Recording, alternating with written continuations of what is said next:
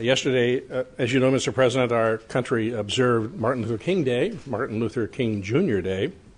The Alaska legislature was not in session, and since we're beginning today, I think it's an appropriate time to think about King's legacy.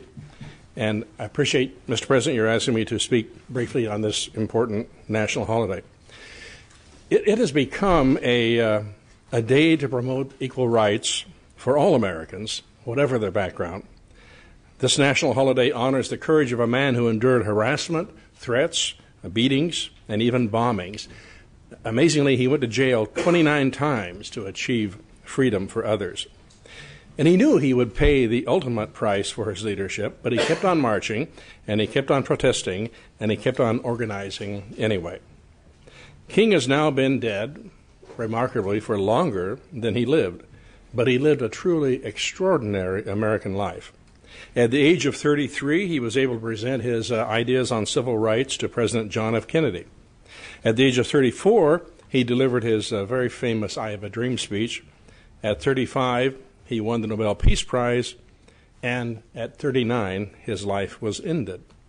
So his assassination was some 45 years ago. And clearly there are some folks in this room who were born after he died, but some of us lived through the events, remember them well, and will never forget the turmoil our nation experienced. And who can forget his famous words? I have a dream that my 4 little children will one day live in a nation where they will not be judged by the color of their skin, but by the content of their character. King is the only non-president to have a national holiday in his honor, and when you visit Washington, D.C., you will see that it is the only non-president memorialized on the Great Mall. He left a legacy of hope and inspiration that continues today. He said, "The ultimate measure of a man is not where he stands in moments of comfort and convenience, but where he stands at times of challenge and controversy." He is widely seen as America's greatest advocate of nonviolence. He was inspired by his Christian faith and by the teachings of Mahatma Gandhi.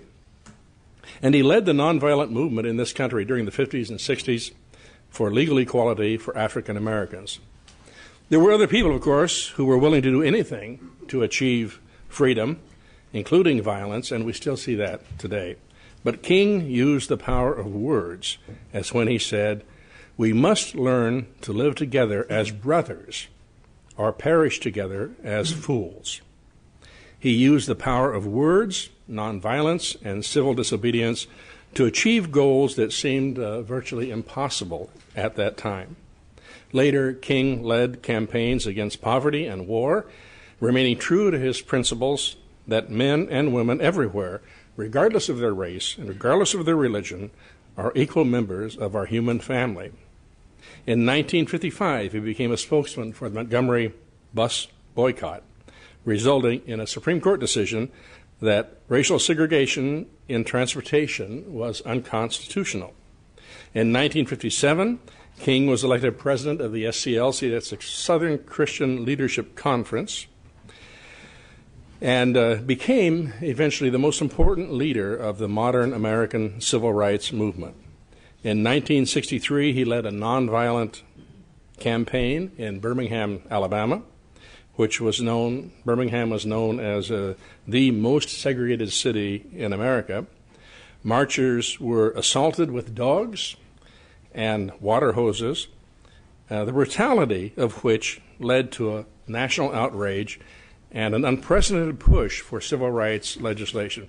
You may remember those newspaper photographs of young Americans being attacked by police dogs, and that was simply burned into our nation's psyche.